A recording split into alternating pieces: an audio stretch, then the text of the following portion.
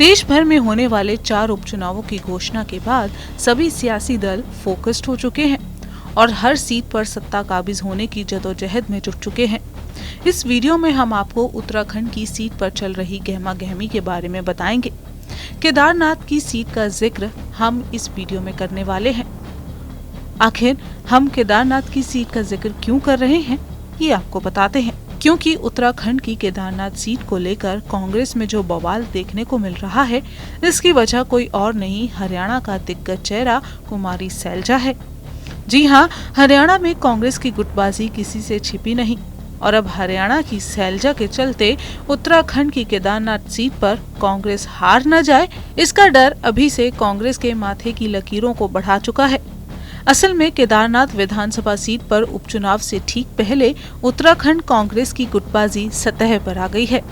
Party के एक खेमे का कहना है कि प्रत्याशी चयन की प्रक्रिया के तहत 2 दिन पूर्व हाईकमान के स्तर से दी गई नए 2 पर्यवेक्षकों की नियुक्ति से पहले प्रदेश कांग्रेस कमेटी के अध्यक्ष करण माहरा से कोई राय नहीं ली गई है। इससे माहरा काफी नाराज बताए जा रहे हैं। हरियाणा विधानसभा का हाल तो आपको याद ही होगा। कैसे हुड्डा और सैलजा के बीच की गुटबाजी ने कांग्रेस को हरियाणा में औंधे मुंह गिरा दिया। और तो और सैलजा के चुनावों के दौरान नाराजगी भी किसी से छिपी नहीं थी।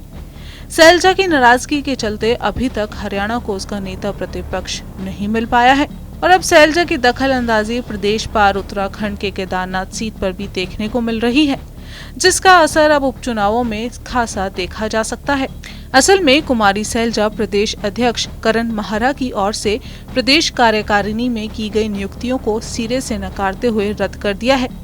आपको बताएं कि सैलजा उत्तराखंड में कांग्रेस की प्रभारी हैं और उन्होंने एक पत्र जारी कर कहा है कि उन्हें जानकारी मिली है कि उत्तराखंड में कांग्रेस संगठन में कुछ अस्थायी नियुक्तियां की गई हैं, जिन नियुक्तियों की अनुमति अखिल भारतीय राष्ट्रीय कांग्रेस के परमिशन के बिना दी गई हैं, उन्हें तत्काल प्रभाव से रद्द किया जाता है। जाहिर है कुमारी सैलजा ने कांग्रेस के प्रदेश अध्यक्ष करण माहरा को बड़ा झटका दिया है। प्रदेश प्रभारी कुमारी सैलजा के एक फैसले से पार्टी प्रदेश अध्यक्ष करण माहरा अपने आप को असहज महसूस कर रहे हैं। तल्खी इतनी बढ़ चुकी है कि कोई कार्य करे उसमें हाईकमान अब माहरा के काम पर रोक लगा दे रहा है। हाईकमान और प्रदेश के कुछ बड़े नेता कोई न कोई आपत्ति लगाकर कांग्रेस प्रदेश अध्यक्ष का काम बाधित करने में लगे हैं। ऐसे में ये सवाल उठता है कि क्या कारण है कि कांग्रेस केदारनाथ उपचुनाव में सक्रिय भूमिका में नजर नहीं आ रही। कांग्रेस पार्टी ने कुछ दिन पहले ही पार्टी प्रदेश अध्यक्ष करण माहरा के नेतृत्व में केदारनाथ प्रतिष्ठा रक्षा यात्रा निकालकर अपने पक्ष का माहौल बनाने की कोशिश की थी। इसके बाद पार्टी प्रदेश प्रभारी कुमारी सैलजा ने उपचुनाव से पहले कांग्रेस हाईकमान की ओर से पर्यवेक्षकों के नाम मांगे, जिसमें युवा विधायक और उप नेता प्रतिपक्ष भवन कापड़ी और वीरेंद्र जाति का नाम भेजा गया, जिनकी हाईकमान से मंजूरी मिलने के बाद विधिवत घोषणा भी की गई। लेकिन अचानक अन्य 2 पर्यवेक्षकों के नाम सामने आ गए और इसमें पूर्व प्रदेश अध्यक्ष गणेश गोदियाल बतौर मुख्य पर्यवेक्षक और विधायक लखपत बुटोला को पर्यवेक्षक के तौर पर नामित कर दिया गया। पर्यवेक्षक प्रकरण में ताजा मोड़ आने के बाद पार्टी के भीतर गुटबाजी शुरू हो गई और कुछ दावेदार तो खुलकर हाईकमान से इसको लेकर विरोध दर्ज करवा चुके हैं। दावेदारों की नाराजगी पर्यवेक्षकों की रिपोर्ट को लेकर है। पार्टी का एक खेमा इस बात से भी नाराज है कि प्रदेश अध्यक्ष करण माहरा को बाईपास कर पर्यवेक्षकों ने रिपोर्ट सीधे दिल्ली प्रभारी को सौंप दी। हाईकमान यानी प्रदेश प्रभारी कुमारी सैलजा की तरफ से कोई वर्चुअल बैठक या देहरादून में कार्यकर्ताओं के साथ कोई बैठक नहीं की गई है और यही वजह है कांग्रेस की हताशा और निराशा साफ दिख रही है। एक तरफ हरियाणा में ये माना जा रहा था कि कांग्रेस वहां सरकार बनाने वाली है, लेकिन अंदरूनी गुटबाजी की वजह से कांग्रेस की सरकार हरियाणा में बनते बनते रह गई। सूत्रों की माने तो कुमारी सैलजा के पास उत्तराखंड में होने जा रहे केदारनाथ विधानसभा के उपचुनाव में अपनी भूल को सुधारने का मौका था, लेकिन उनकी निष्क्रियता के कारण कांग्रेस पार्टी के लिए केदारनाथ उपचुनाव भी अब चुनौती बन चुका है। पार्टी सूत्रों का कहना है कि प्रदेश प्रभारी बनने के बाद उनके जितने भी उत्तराखंड के दौरे हुए हैं, वो मात्र कुछ ही घंटे के रहे हैं।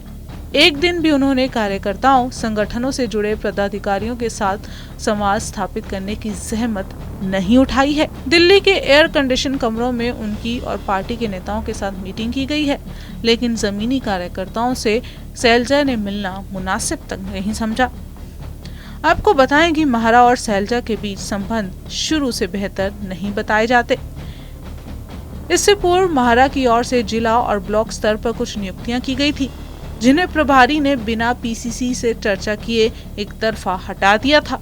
इसको लेकर भी महारा काफी खफा थे। पर्यवेक्षक प्रकरण में ताजा मोड़ आने के बाद अब पार्टी में नई खिचड़ी पकनी शुरू हो चुकी है। बताया जा रहा है कि पार्टी के नेता इस मुद्दे पर अब 2 धड़ों में बंट चुके हैं। देश के 4 राज्यों में चुनाव की तैयारी कर रही कांग्रेस को उत्तराखंड में टकराव जैसे हालात का सामना करना पड़ रहा है।